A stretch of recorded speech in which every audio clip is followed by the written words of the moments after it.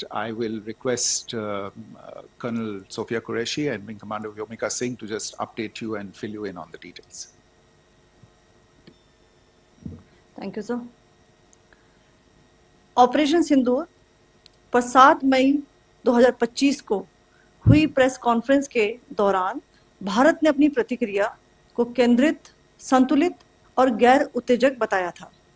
यह विशेष रूप से स्पष्ट किया गया था कि पाकिस्तानी सैन्य ठिकानों को निशाना नहीं बनाया गया।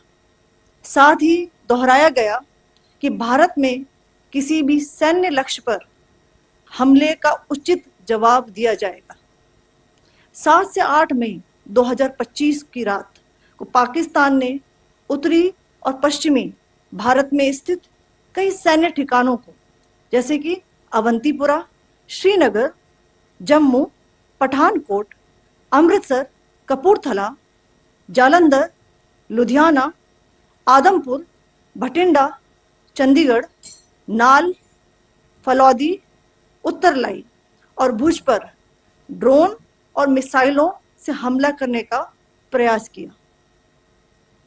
इन हमलों को इंटीग्रेटेड काउंटर यूएस ग्रिड और वायु रक्षा प्रणालियों द्वारा निष्क्रिय कर दिया गया। इन हमलों का मलबा कई स्थानों से बरामद हुआ, जो कि पाकिस्तानी हमलों का प्रमाण है।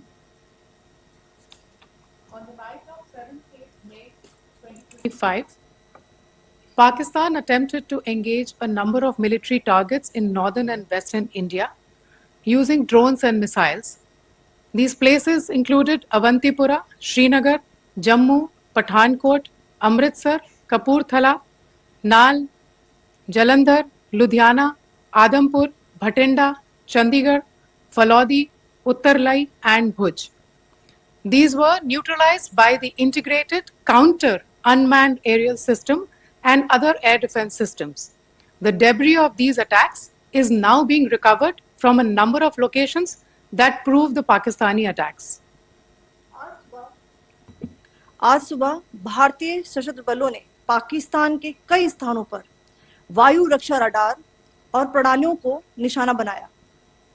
भारत की प्रतिक्रिया समान क्षेत्र में समान तीव्रता के साथ की गई। यह विश्वसनीय रूप से ज्ञात हुआ कि लाहौर में स्थित एक वायु रक्षा प्रणाली को निष्क्रिय कर दिया गया। Today morning, Indian Armed Forces targeted air defense radars and systems at a number of locations in Pakistan. Indian response has been in the same domain with the same intensity as Pakistan. It has been reliably learnt that an air defense system at Lahore has been neutralized. Pakistan ने नियंत्रण रेखा पर आकरण गोलीबारी की तीव्रता बढ़ा दी है, जिसमें कुपवाड़ा, बारामूला, उरी, पुंछ, मेंढर और राजौरी क्षेत्रों में मोर्टार और भारी तोपखाने का इस्तेमाल किया जा रहा है।